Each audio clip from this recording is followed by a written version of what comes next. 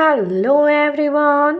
तो आज हम इस वीडियो के द्वारा सीबीएसई बोर्ड का हिंदी जो कि क्लास 10th का है, इसके स्पर्श भाग 2 के चैप्टर 6 पतझर में टूटी पत्तियां का एक भाग गिन्नी का सोना, इसे लिखा है रविंद्र केलेकर जी ने।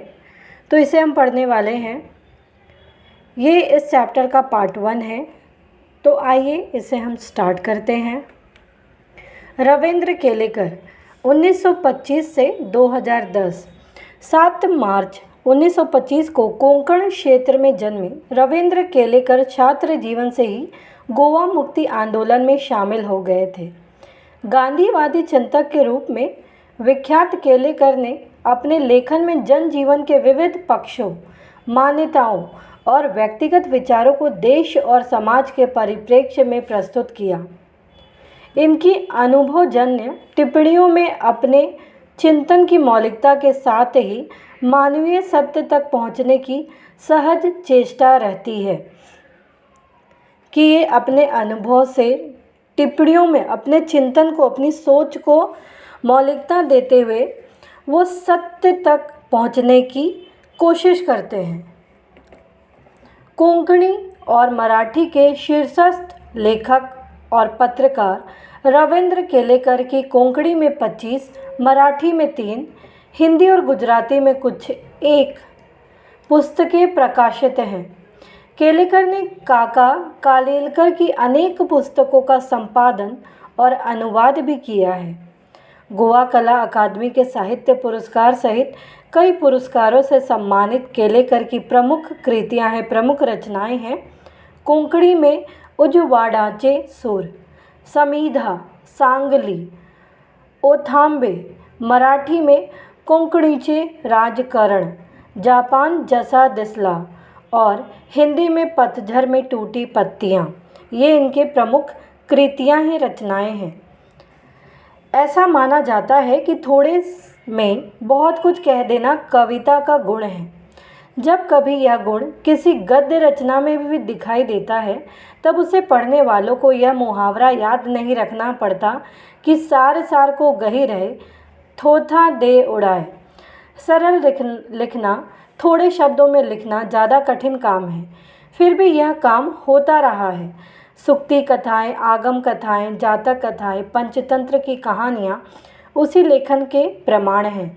यही काम कोंकणी में रविंद्र केलेकर ने किया है। तो इन्होंने जैसे हम कविता पढ़ते हैं, कोई पोयम पढ़ते हैं, तो उसमें कम से कम पंक्तियों में गहरी से गहरी बात को कह दी जाती है। तो इसी चीज़ को किसी गद्य में, कहानी में या किसी पैराग्राफ के द्वारा बताना, ये भी बहुत बड़ी बात है। तो ऐसे लेखन कार्य के प्रमाण हमें रविंद्र केलेकर के द्वारा देखने को मिलते हैं। प्रस्तुत पाठ के प्रसंग पढ़ने वालों से थोड़ा कहा बहुत समझना की मांग करते हैं कि कहा थोड़ा है, समझ बहुत है इसमें। ये प्रसंग महज पढ़ने गुनने की नहीं, एक जागरूक और सक्रिय नागरिक बनने की प्रेरणा भी देते हैं। पहला प्रसंग गिन्नी का सोना जीवन में अपने लिए सुख साधन जुटाने वालों से नहीं, बल्कि उन लोगों से परिचित कराता है जो इस जगत को जीने और रहने योग्य बनाए हुए हैं। दूसरा प्रसंग झेन की देन बौद्ध दर्शन में वर्णित ध्यान की उस पद्धति की याद दिलाता है जिसके कारण जापान के लोग आज भी अपनी व्यस्ततम दिनचर्या के बीच कुछ चैन भरे पल पा जाते हैं। तो अभी हम गिन्नी का सोना इसमें पढ़ने वाले हैं, जिसमें जीवन में अपने लिए सिर्फ और सिर्फ सुख साधन जुटाना ही नहीं, बल्कि उन लोगों से भी परिचित कराता है हमें जो इस जगत को हमारे लिए जीने योग्य और रहने योग्य बनाए हुए हैं। पतझर में टूटी पत्तियां, फर्स्ट है गिन्नी का सोना। शुद्ध सोना अलग है और गिन्नी का सोना अलग। क्यों? क्योंकि शुद्ध सोना में कोई मिलावट नहीं होता और गिन्नी का सोना में तांबे की मिलावट की जाती है। गिन्नी के सोने में थोड़ा सा तांबा मिलाया हुआ होता है, इसलिए वो ज़्यादा चमकता है और शुद्ध सोने से भी मजबूत होता है क्योंकि उसमें मिलावटें हैं। औरतें अक्सर इसी सोने के गहने बनवा लेती हैं।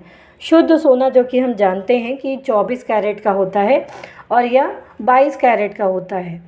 फिर भी होता तो है वो गिन्नी का सोना ही ना। शुद्ध आदर्श भी शुद्ध सोने के जैसे ही होते हैं कि एक नियम के अनुसार चलना, एक आदर्श चरित्र बनाना। चंद लोग उनमें व्यवहारिकता का थोड़ा सा तांबा मिला देते हैं, व्यवहारिकता मतलब प्रैक्टिकलिटी, और चलाकर दिखाते हैं। तब हम लोग उन्हें प्रैक्टिकल आइडियलिस्ट कहकर उनका बखान करते हैं। प्रैक्टिकल आइडियलिस्ट अर्थात आदर्शवाद में बताया गया है कि व्यवहारिकता को थोड़ा मिला देना। तो चंद लोग क्या करते हैं कि आदर्शवाद में थोड़ा व्यवहारिकता को बोला गया तांबा की तरह तांबा मिला देते हैं और उसी से चलाकर दिखाते हैं। तो इससे हम लोग उन्हें प्रैक्टिकल आइडियलिस्ट कहते हैं। पर बात न भूलें कि बखान आदर्शों का नहीं होता बल्कि व्यवहारिकता का होता है, और जब व्यवहारिकता का बखान होने लगता है तब प्रैक्टिकल आइडियलिस्टों के जीवन से आदर्श धीरे धीरे पीछे हटने लगते हैं और उनकी व्यवहारिक सूझबूझ ही आगे आने लगती है। तो यहाँ पे बताया गया है कि आदर्शों का बखान नहीं होता बल्कि हम देखते हैं कि ज़्यादा से ज़्यादा व्यवहारिकता होता है, यानी कि हमें भूलना नहीं चाहिए कि बखान जो है या किसी चीज़ के बारे में बताना वो आदर्शों का नहीं होता बल्कि व्यवहारिकता का होता है।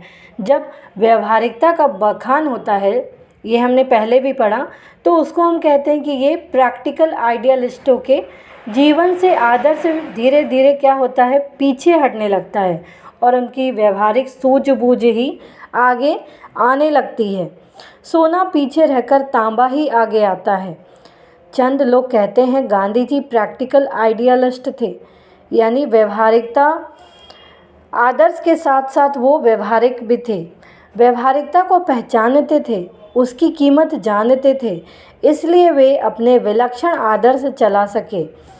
जानते थे कि व्यवहारिकता से ही ज़्यादा प्रैक्टिकल होके ही चीज़ों को ज़्यादा सही तरीके से चलाया जा सकता है, वरना हवा में ही उड़ते रहते। देश उनके पीछे न जाता क्योंकि वो ज़्यादा से ज़्यादा प्रैक्टिकल आइडियलिस्ट बने, व्यवहारिकता की ओर बढ़े। हाँ, पर गांधी जी कभी आदर्शों को व्यवहारिकता के स्तर पर उतरने नहीं देते कि आदर्श है, जो लोग आदर्श बनाए हैं, नियम है, जो भी है आदर्श, वो कभी भी वे व्यवहारिकता के स्तर तक आदर्श को उतरने नहीं देते बल्कि व्यवहारिकता को आदर्शों के स्तर पर चढ़ाते थे।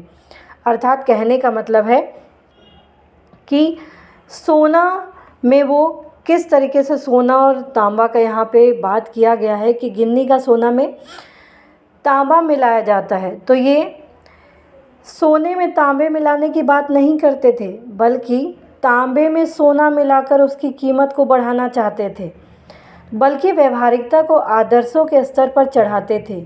वे सोने में तांबा नहीं बल्कि तांबे में सोना मिलाकर उसकी कीमत बढ़ाते थे, क्योंकि सोने में तांबा मिलाया जाता है तो उसकी कीमत कम हो जाती है और तांबे में अगर सोना मिला दिया जाए तो उसकी कीमत बढ़ जाती है। वैसे ही ये व्यवहारिकता को आदर्शों के स्तर पर चढ़ाते थे, न कि आदर्शों को नीचे उतरने देते थे। ये ऐसा नहीं करते थे, इसलिए सोना ही हमेशा आगे आता रहता था। व्यवहारवादी लोग हमेशा सजग रहते हैं, लाभ हानि का हिसाब लगाकर ही वो कदम उठाते हैं। जीवन में सफल होते हैं वो, और वे जीवन में सफल होते हैं, अन्यों से आगे भी जाते हैं। पर क्या वे ऊपर चढ़ते हैं? खुद ऊपर चढ़े और अपने साथ दूसरों को भी ऊपर ले चले, यही महत्व की बात है। यह काम तो हमेशा आदर्शवादी लोगों ने ही किया है। समाज के पास अगर शाश्वत मूल्यों जैसा कुछ है तो वह आदर्शवादी लोगों का ही दिया हुआ है। व्यवहारवादी लोगों ने तो समाज को गिराया ही है। अब यहाँ पे बताया जा रहा है कि व्यवहारवादी लोग बहुत ही सजग होते हैं। वे लाभ हानि का हिसाब लगाकर ही कोई भी कदम उठाते हैं कि कहाँ लाभ हो रहा है, कहाँ हानि हो रहा है, उस तरीके से कदम उठाते हैं और वे जीवन में सफल होते हैं। और दूसरे लोगों से आगे भी जाते हैं, पर क्या वे सच में ऊपर चढ़ते हैं? खुद ऊपर चढ़े वो बड़ी बात नहीं है, बल्कि अपने साथ दूसरों को भी ऊपर लेकर चलना ये बहुत ही महत्वपूर्ण बात है। यह काम तो हमेशा आदर्शवादी लोग ही करते हैं। वे अपने साथ साथ दूसरों के बारे में भी सोचते हैं, दूसरों को भी ऊपर लेके चलते हैं।